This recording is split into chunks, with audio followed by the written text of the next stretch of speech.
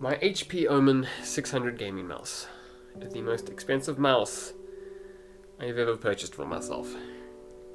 And it gets blown out the water by stuff that's half the price.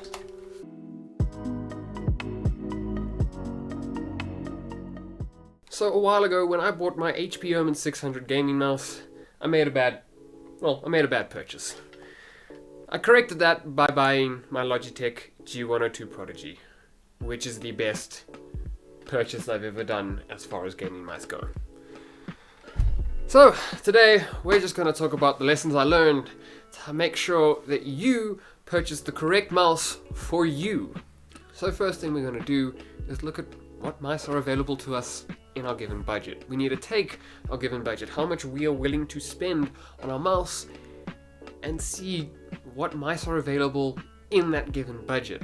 Going onto online stores and seeing what mice are available is a good way to start, whether you're going onto Amazon in the US and the UK or Takealot here in South Africa. Just go and look at what mice are available in your budget, and don't be afraid to try different websites. It's important to give yourself a wide variety of selection, so look at least 2 or 3 different places to get your mouse from.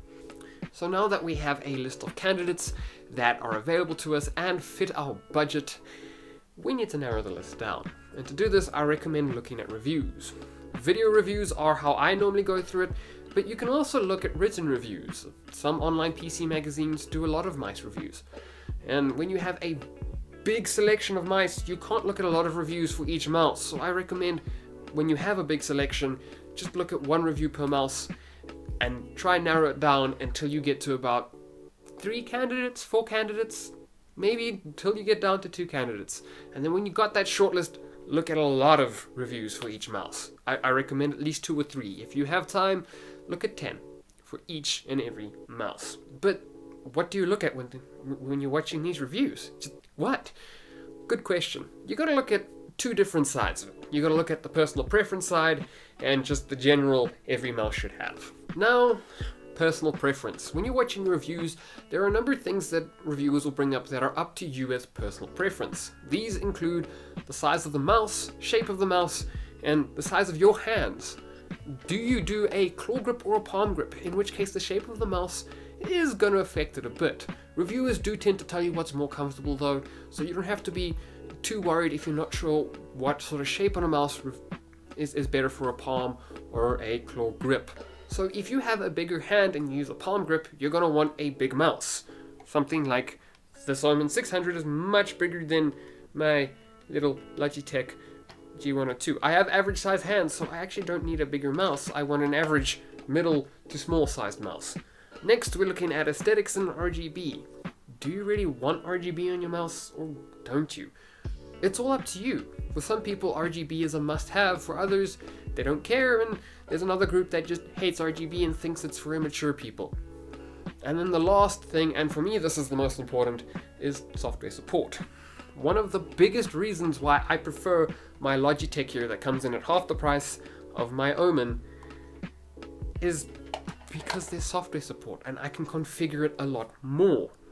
I can change what the extra buttons on the mice do on the sides, if you can see them, and I can change my lighting profiles, I can change my sensitivities, I can put in different profiles for different sensitivities.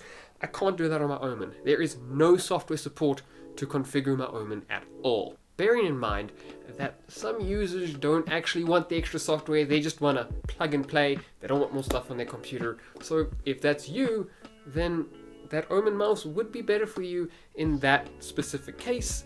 Though for me, I prefer being able to change things up and I don't mind having the extra software on my PC. And then lastly, I know I said the last one is the last one, but this is slightly more important than that, is buttons. Do you want a lot of buttons on the side of your mouse? Do you want only 1 or 2 extra buttons on your mouse? Or do you just not want extra buttons at all? It is a big thing to consider. Mice that have these full keypads on the sides are really only aimed at those really hectic World of Warcraft and RPG gamers. And if you're not one of those gamers and you play more first-person shooters, you're gonna want fewer buttons on the side because it's much easier to remember which button you're pressing when there's only 2 on the side in a very intense firefight in Call of Duty or Counter-Strike, whatever it is you're playing. Also, positioning of the buttons. If you have a bigger hand, you're going to want your buttons further forward. If you have a smaller hand, you want your buttons further back on your mouse. Anyway, I think that's it for the personal preference stuff.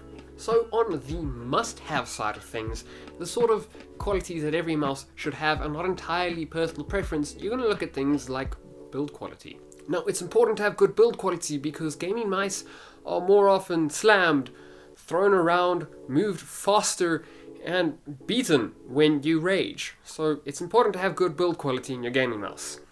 If a mouse is made out of cheap materials and is poorly assembled, you're wasting your time buying it.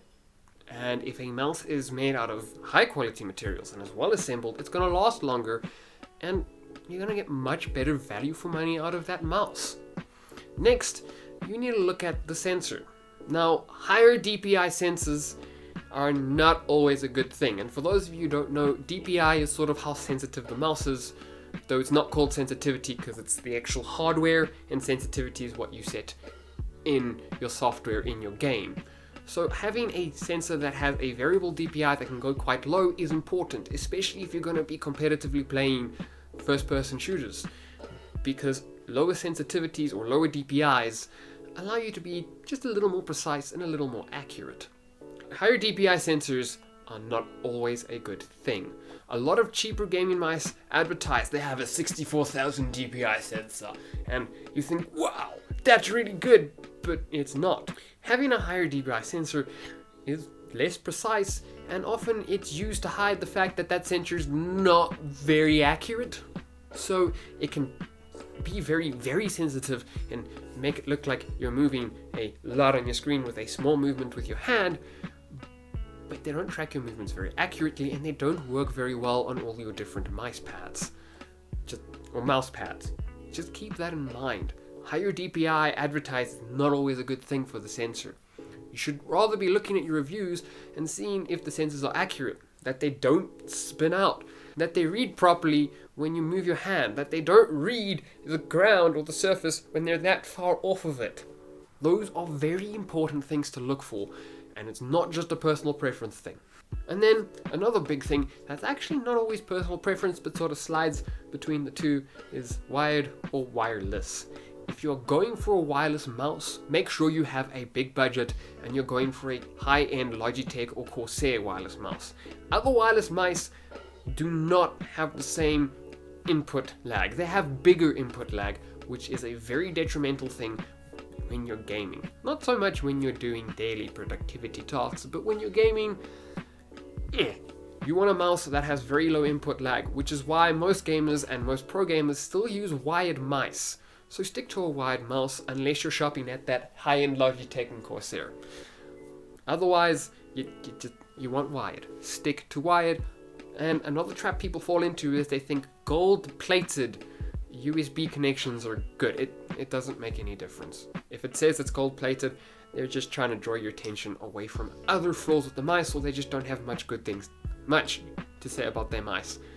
Okay, so just keep that in mind. Well, I hope you enjoyed that video, or you found it useful, and you can go find the correct mouse for you. I'm Luke from Happy's Tech Hut. You can follow me on my social medias, linked in my video description.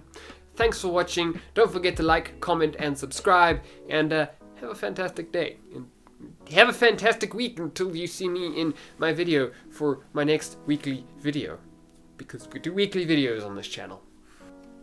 HP Omen 600 gaming mouse. Why do things fall?